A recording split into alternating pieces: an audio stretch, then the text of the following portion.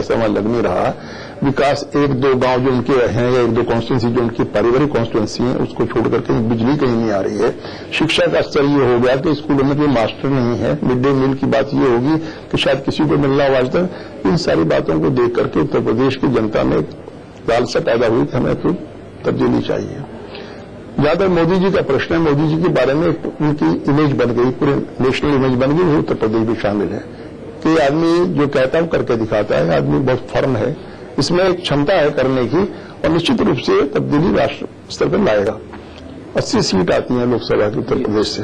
जब 80 सीट आती है तो लोग सभी कहते हैं कि प्रधानमंत्री बनाने का रास्ता जो उत्तर प्रदेश से गुजरता है जाकर के, जिस प्रदेश से 80 सीट आती हों तो स्वाभाविक है वहां पर सेंसेशन भी होगा, लोग जगेंगे भी और लोग सोचेंगे अब मौका आ गया, अब ऐसे व्यक्ति को अवसर दे दीजिए जो करके दिखा देगा। अंतर्राष्ट्रीय स्तर पर जो हमारी दुर्गति हो रही है कि आज हमारे देश का प्रधानमंत्री लंका नहीं जा पाया, किसी कारण से किसी दबाव में जाकर के वहां तक नहीं जा पाया जो मिलावाम से है। न हमारे साथ में बर्मा है, न हमारे साथ में लंका है, न हमारे साथ में बांग्लादेश है, न हमारे साथ में नेपाल है, न हमारे साथ में पाकिस्तान है। चारों तरफ छोटे छोटे देश हमारे दुश्मन पैदा कर दिए सरकार ने। तो इसलिए चाहा कि एक मजबूत आदमी है जिसके व्यक्तित्व की छाप हो, जिसमें निष्पक्षता की बात हो, जिसने दिखा दिया हो कि 2002 के बाद में एक भी सांप्रदायिक दंगा गुजरात में नहीं होता है। एक बात कुछ लोग ये भी कहते हैं और मुझे इस बात में थोड़ा दम नजर आता है, आपसे टिप्पणी चाहूंगा। कांग्रेस का भी जो नेशनल लीडरशिप है कांग्रेस की, वो जाती है उत्तर प्रदेश में तो करंट पैदा करती है, लेकिन कांग्रेस के पास वो ढांचा नहीं होता जो उस करंट को यूटिलाइज कर पाए। यही बात लोग कहते हैं भाजपा के साथ भी लागू होती है। ढांचा जो है वो सपा और बसपा के पास है। आपका नेता जाकर करंट तो पैदा कर देता है, 2 लाख 4 लाख 5 लाख आदमी भी जुट जाता है, ताली भी बजाता है, लेकिन फिर उससे जो ऊर्जा पैदा होती है उस ऊर्जा को चैनलाइज करने के लिए ढांचा तो चाहिए ना। और मुझे लगता है उत्तर प्रदेश में बीजेपी बहुत लंबे समय से उदासीन उसमें है, भाव में। संभवतः इस ढांचे की बात कर रहे हैं आप और आपने 2 पार्टियों का नाम लिया उनके पास में ढांचा है। वो ढांचा नहीं है, वो जाति विशेष है और जाति विशेष को उन्होंने ऐसा मोह लिया था कि वो उससे अलग हटने वाली थी नहीं। दोनों पार्टियों की है, कोई परिस्थिति रही हो, अनुकूल रही हो, प्रतिकूल रही हो, जातियों ने उनका साथ दिया। लेकिन अब आकर के उन जातियों में भी एक सोच पैदा हुई, आखिर कब तक खड़े रहेंगे इनके साथ में हम, हमें मिला क्या है। खाली कुछ लोगों की भर्ती होगी, नौकरी मिल गई होगी, या कुछ लोगों को एक लाइसेंस दे दिया होगा गांव में तोड़फोड़ करने का, इसके अलावा मिला क्या है हमें। आज उनमें भी सोचने की बात पैदा होगी कि नहीं, हमें यहां कुछ मिलने वाला नहीं है। वो भी सब भारतीय जनता पार्टी की ओर देख रहे हैं।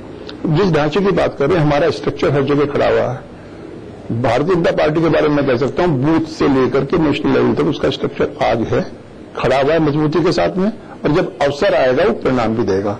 मैं बीजेपी के बारे में तो विशेष रूप से कह सकता हूं बड़े कमिटेड वर्कर इतने बीजेपी में है, उन्हें शायद किसी और पार्टी में ना हो। अच्छा, एक आप चूंकि उसके खुद प्रदेश के नेतृत्व समूह में शामिल हैं, इसलिए आपसे ये सवाल पूछूंगा।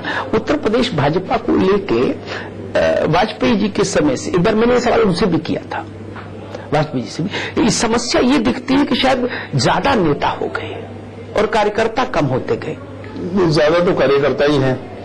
भाजपा में जो एक फर्क है जो दूसरी पार्टी में किसी में नहीं है जी, यहाँ पूर्णतः लोकतंत्र है, बल्कि कुछ जरूरत से ज्यादा भी लोकतंत्र है भाजपा में, इसलिए बिल्कुल स्पष्ट बात है जी। वहां Mulayam Singh is the last word, Sonia ji is the last word, Mayawati is the first and the last word, वहां कोई है नहीं होगी। भाजपा ने एक नया तजर्बा किया इस देश में कि नहीं, सबको बोलने का मौका मिलेगा, सब कह सकेंगे। कहीं कहीं उसमें अति भी हो जाती है। नहीं, लेकिन अब धीरे धीरे लगता है कि मोदी ही अंतिम शब्द होंगे। उस ओर है भाजपा? नहीं, उस ओर नहीं है भाजपा, बिल्कुल नहीं है। भाजपा का पार्लियामेंट्री बोर्ड है, पार्लियामेंट्री बोर्ड ही सर्वशक्तिमान है, मोदी उसके एक हिस्से मात्र है, वो कभी आने वाली स्थिति नहीं है। हाँ, मोदी ऐसे बोर्ड तो हर पार्टी में है। देखिए, कागज पर बोर्ड तो सबके पास है, हमारे पास तो इफेक्टिव बोर्ड है। हमारे पास भी एक कैंडिडेट को भी, एक नेता को नहीं बना सकता कि किसी कैंडिडेट को बना दें। आपने देखा होगा मोदी जी के बारे में चर्चा चलती रही, प्रधानमंत्री के उम्मीदवार कब घोषित होंगे, और विवाद भी हुआ। यहां तक कि राष्ट्रीय अध्यक्ष पद के बारे में भी विवाद हुआ जी। किसी और पार्टी में हो सकता है क्या? गडकरी जी को अंतिम समय में जाना पड़ा, नॉमिनेशन फाइल होने की स्टेज आ गई थी। ये केवल और केवल भाजपा में ही है, क्योंकि पूर्ण लोकतंत्र है और उस जो हमारी संस्थाएं हैं वो पूर्णतः प्रभावी हैं, उनमें शक्ति है, शक्तिशाली हैं, उनके बिना नहीं पता हिल सकता।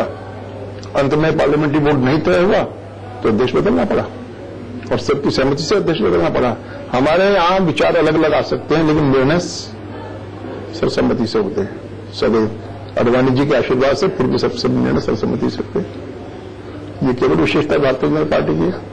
नहीं, अच्छा, अब कुछ लोग ये भी कहते हैं कि जहां मोदी जी की रैली होती है वहां मंच पर कौन लोग बैठेंगे प्रथम पंक्ति में, इसका निर्धारण भी मोदी जी के जो एक कुछ व्यवस्था से जुड़े लोग हैं व्यक्तिगत तौर पर, वो लोग करके दे देते हैं कि भाई ये लोग मंच पर रहेंगे, इसके अलावा नहीं रहेगा। बीजेपी के जो भी शीर्ष नेता हैं, जिसमें राष्ट्रीय अध्यक्ष भी शामिल हैं, तो मोदी जी के लेवल में यहाँ जो रैली होती है खासतौर से उत्तर प्रदेश में साथ रहती है और स्वाभाविक है कोई ना कोई व्यवस्था आपको बनानी पड़ेगी। अगर मोदी जी की रैली में भी मंच पर कोई भी आदमी चढ़ जाएगा, उनकी सुरक्षा की बात भी है, अव्यवस्था की बात भी है।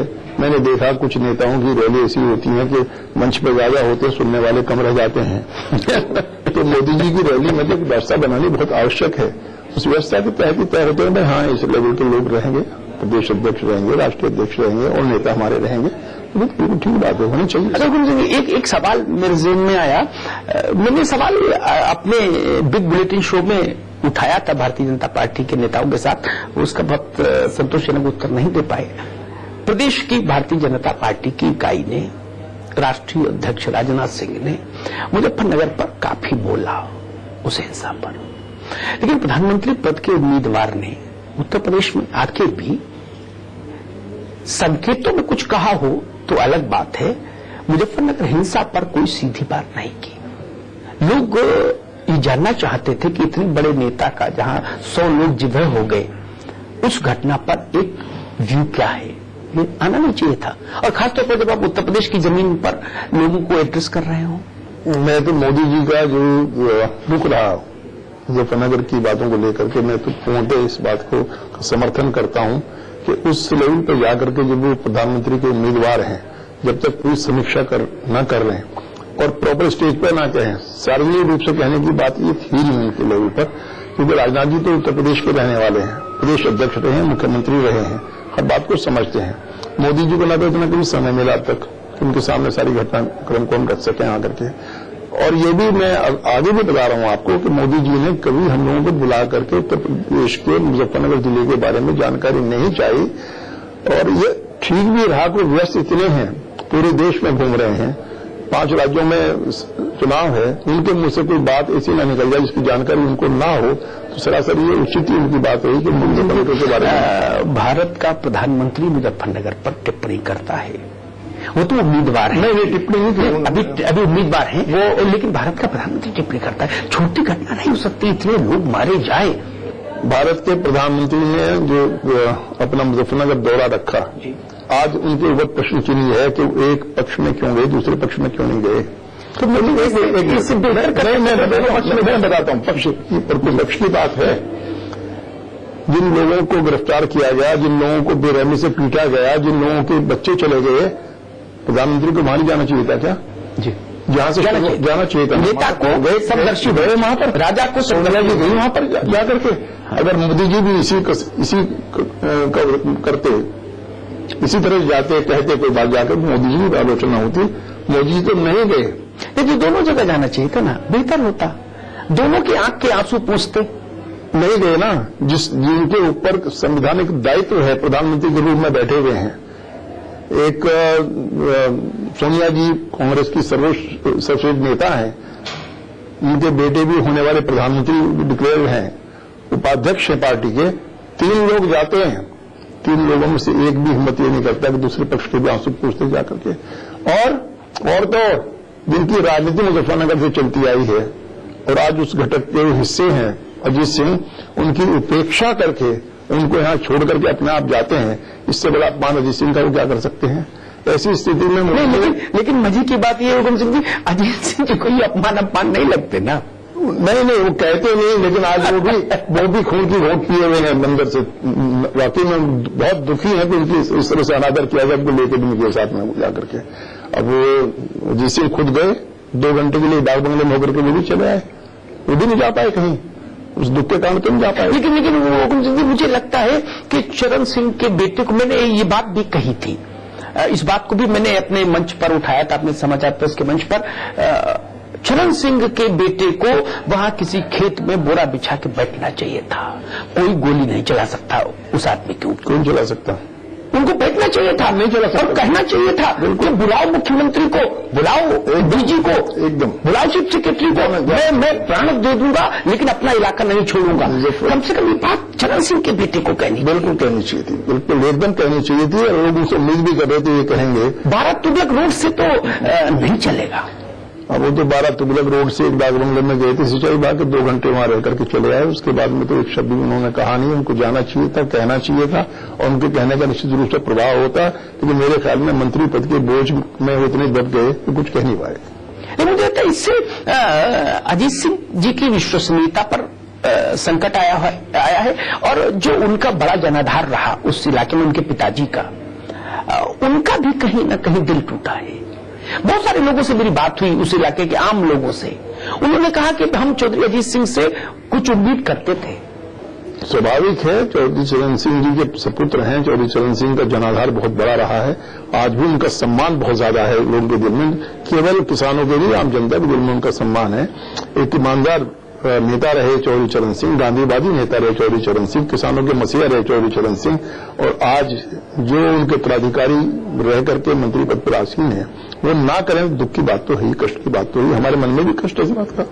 मैंने देखा चरण सिंह जी के प्रति उस इलाके का भाव मैंने देखा। जब जयंत जी सार्वजनिक जीवन में आए तो एक बार ऐसा हुआ कि मैं मुजफ्फरनगर से निकल रहा था, तो ये इनकी कोई रैली या यात्रा जैसी जा रही थी जयंत चौधरी की, तो वहां के लोग, बुजुर्ग लोग जयंत चौधरी को छूकर आंसू से रो रहे थे और स्तब्ध भाव से, एकटक भाव से देख रहे थे। मुझे लग रहा था कि शायद उनको चरण सिंह कहीं दिख रहे हैं, प्रतिमा देख रहे थे। ये भाव था उस इलाके में, वही छवि देखना चाहते थे वो लोग। स्वाभाविक लगाव है, बहुत ज्यादा, बहुत स्नेह, बहुत लगाव है, समर्पण है। आज चौधरी साहब की जहां भी मूर्ति लगी हुई है, उनके जन्मदिन पर लोग लाइन लगा करके फूलमाला डालते हैं उनके। लेकिन कभी कभी मुलायम सिंह जो एक बात कहा करते हैं कि 8 राज्यों में चौधरी साहब का प्रभाव था, चरण सिंह का, और उनके उत्तराधिकारी ने उनको लाके 1.5 जिले में कन्फाइंड कर दिया उस प्रभाव को। उसमें तो मुलायम सिंह जी का भी काफी योगदान है। बहरहाल चौधरी साहब किसी एक जाति विशेष के नेता नहीं थे, वो सभी किसान वर्ग के नेता थे। उसमें यादव भी थे, कुर्मी भी थे, जाट भी थे, गुर्जर भी थे, राजपूत भी थे, सभी लोग थे। लेकिन मुलायम सिंह ने कोशिश ये की कि बाकी लोग उनके साथ में ना रहें, तो योगदान तो उनका भी है इसमें। हुकुम सिंह जी, हमसे बातचीत करने के लिए बहुत बहुत शुक्रिया। तो दोस्तों, ये थे उत्तर प्रदेश में भाजपा विधायक दल के नेता चौधरी हुकुम सिंह। अगले हफ्ते हम फिर मिलेंगे एक नई शख्सियत के साथ, नए सवाल और जवाब के साथ। तब तक के लिए मुझे दीजिए इजाजत। आप देखते रहिए समाचार प्लस।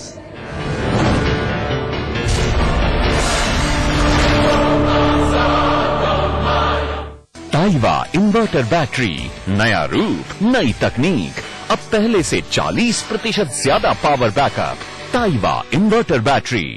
कभी तो ऐसा ख्वाब देखिए जिसमें हजारों ख्वाब शामिल।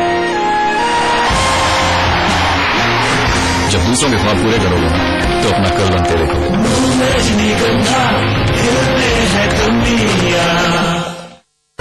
तूने जब से की बेवफाई, वादों से, बहानों से, मैं शिकवा करूंगी तो कैसे, खामोश निगाहों से।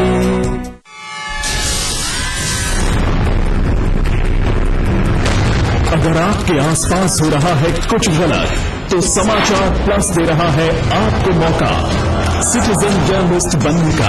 अपने कैमरा या मोबाइल फोन से खींचिए तस्वीर या वीडियो और उसे भेज दीजिए, या कीजिए हमें फोन।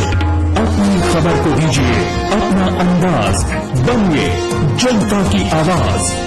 सिटीजन जर्नलिस्ट सिर्फ समाचार प्लस पर। खबर वही जो हमने कही। बच्चा तंदुरुस्त है, ये इसकी धड़कनें।